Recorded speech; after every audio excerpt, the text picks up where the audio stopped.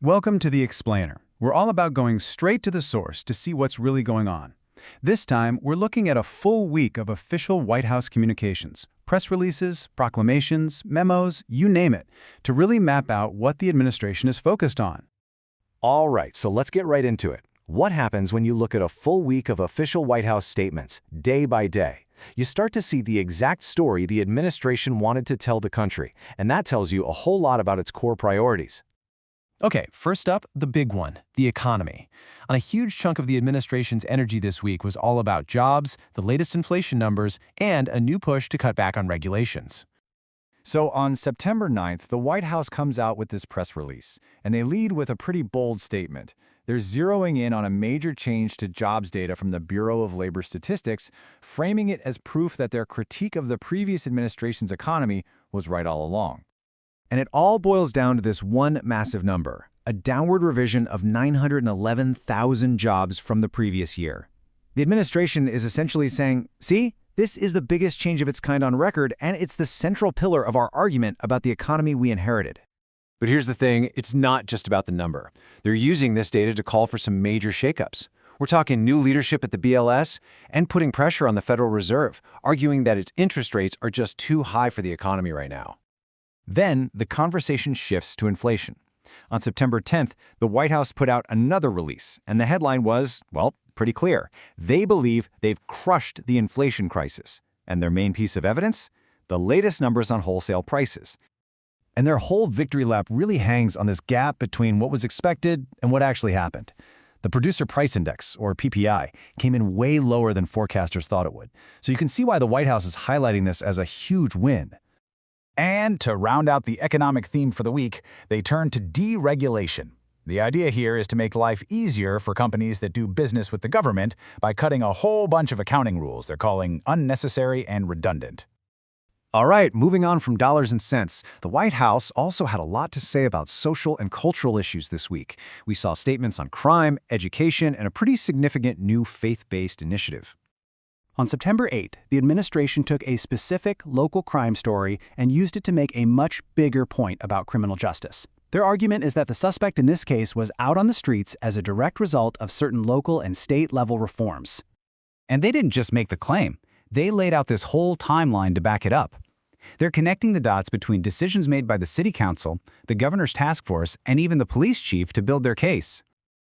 Next, the conversation shifts to education.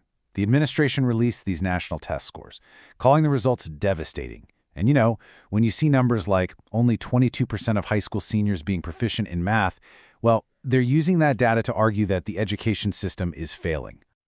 The week also brought a big focus on religious freedom, all centered on this new initiative called America Prays.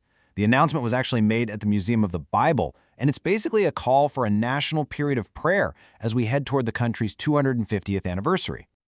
So this initiative is really a two-part play. On one hand, you have this big, symbolic call for the nation to come together in prayer. And on the other, you have a very specific policy move, telling the Department of Education to issue new guidance protecting the right to prayer in public schools.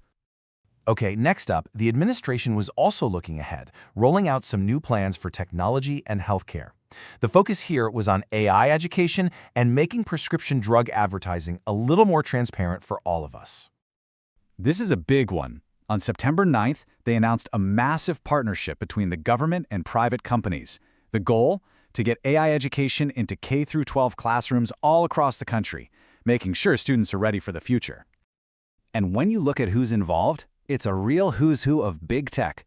We're talking huge commitments here. Free access to powerful AI tools from Google and Microsoft, and some really ambitious goals from companies like OpenAI and IBM to train millions of people. Shifting gears to healthcare, a new presidential memorandum took aim at all those prescription drug ads you see on TV. And they made a point to note something pretty interesting. This kind of direct-to-consumer advertising is super rare. In fact, it's only allowed here in the US and in one other country. So what's the plan?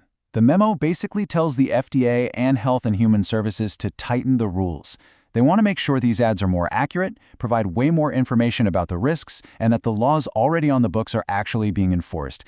And finally, the week of official business wrapped up on a very different, much more solemn note. It was all about remembrance. as the administration and the country marked the 24th anniversary of the September 11th attacks. On the 11th, the president issued the official proclamation for Patriot Day. It's a call for the entire nation to remember the nearly 3,000 people who were killed that day and to renew that sacred promise to never, ever forget.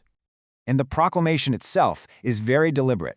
It actually walks through the events of that morning, step by step, minute by minute, to officially honor the victims at the World Trade Center, the Pentagon, and in that field in Shanksville, Pennsylvania.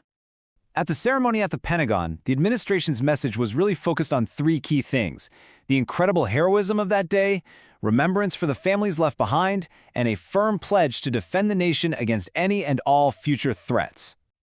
So, when you take a step back and look at this entire week, from the economic battles and cultural debates to this moment of solemn unity, you really get a clear snapshot of the nation through the administration's eyes. And it really makes you think, right? How much does this official story, told day in and day out, end up shaping how we all see the country and its biggest challenges?